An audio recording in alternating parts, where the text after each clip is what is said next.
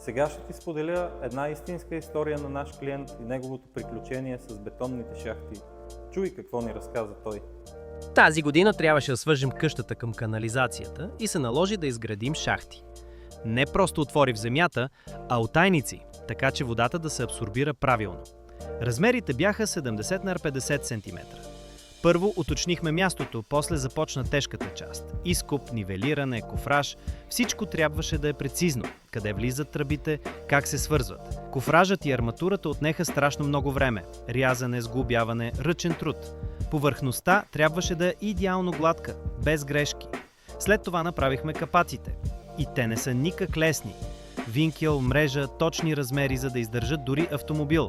Само изпълнението отне 3-4 пълни работни дни. А това не включва моя труд.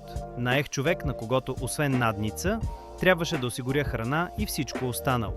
Цял ангажимент. Най-ироничното, след като приключих, попаднах на готовите шахти на Devorex и честно, щях да си спестя време, пари и усилия. Заводското изпълнение е безупречно. Точност, здравина, планирани отвори от всички страни. Просто го слагаш и работи. Много по-умно и ефективно решение. А ти какво мислиш за пластмасовите шахти? Влез на devorex.com и научи повече.